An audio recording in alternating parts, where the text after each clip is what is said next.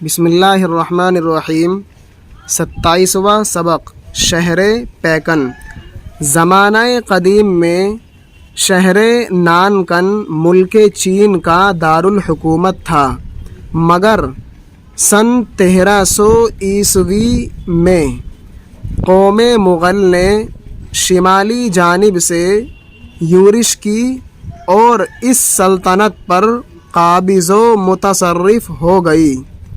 انہوں نے اس قدیم تخت گاہ کو چھوڑ کر شہر پیکن کو دارالحکومت مقرر کیا، جو ان کے ہر ایک گوشہ کونا مراد چاروں طرف ہر جگہ گلزار، گلشن و چمن، ایمنی اطمینان، بے فکری، بے خوفی، سقر دوزخ جہنم، نمونہ سقر انتہائی مشقت و مصیبت والا، ظفر کامیابی، دم دم کی ہر وقت کی، شادی و غم خوشی و ناخوشی، عیاں ظاہر کھلی ہوئی، بر اعظم بہت سے ملکوں پر مشتمل، خشکی کا بہت بڑا حصہ جیسے ایشیا، افریقہ وغیرہ، پنہا چھپا ہوا، پوشیدہ، آئینہ احوال حالات معلوم کرنے کا شیشہ، روئے زمیں، سطح زمیں، پوری زمین، راہ رو، راستہ چلنے والا، ہر سو ہر طرف، پیہم لگاتار مسلسل، پے در پے، بے خطر پرامن، یورش چڑھائی، حملہ دھاوا، متصرف مالک مختار، تخت گاہ راجدھانی، دارالسلطنت دارالخلافہ، اصلی وطن سے بنسبت نانکن کے قریب تر تھا۔ شہر پیکن دیوار چین سے 80 میل کے فاصلے پر جنوبی طرف ایک ہموار میدان میں آباد ہے۔ شہر کے گردا گرد پختہ فصیل بنی ہوئی ہے۔ اس کا محیط تخمیناً 17 میل اور بلندی کرسی سے کنگرہ تک 30 فٹ، عرض بنیاد 20 فٹ ہے، مگر دیوار کا بالائی سرا 12 فٹ عریض ہے۔ 7 گز کے فاصلے پر برج بنائے گئے ہیں۔ اندر کی جانب سے یہ دیوار زمین تک ڈھالو ہے۔ بعض جگہ ایسی سلامی ہے کہ سوار بے تکلف اوپر چڑھ سکتا ہے۔ تمام شہر پناہ آسمانی رنگ کی اینٹوں سے تعمیر کی ہوئی ہے، جو دیکھنے والے کو دور سے بہت خوش نما معلوم ہوتی ہے، مگر یہ خاصیت یہاں کی مٹی میں ہے کہ اینٹیں پکنے کے بعد خود بخود آسمانی رنگ کی ہو جاتی ہیں۔ ہر دروازے کے محاذی ایک دیوار بطور گھونگھٹ کے بنی ہے اور راہ آمد و شد بازو کی طرف سے ہے۔ دروازوں کے اوپر نہایت مرتفع برج بنائے گئے ہیں، جن میں سپاہ محافظت کے واسطے رہتی ہیں۔ وسط شہر میں شاہی محل ہے اور اس کے قرب و جوار میں اراکین سلطنت کے مکان ہیں۔ یہ مقام باغیچوں اور نہروں سے خوب آراستہ اور سبز و شاداب ہے۔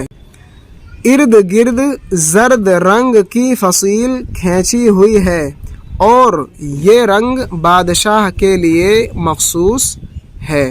فصیل شہر کی 4 دیواری، محیط، گھیرا، گولا، دائرہ، کنگرہ، چوٹی، فصیل کے طاقچے، بالائی سرا، اوپر کا آخری حصہ، برج، گنبد، گول چھت، سلامی ڈھالدار ترچھی، شہر پناہ شہر کی حفاظتی دیوار جو شہر کے چاروں طرف ہوتی ہے، فصیل محاذی سامنے، گھونگھٹ پردہ، اوٹ آڑ، راہ آمد و شد آنے جانے کا راستہ، نہایت مرتفع بہت اونچا، اراکین سلطنت سرکار یا بادشاہ کے وزیر و مشیر لوگ۔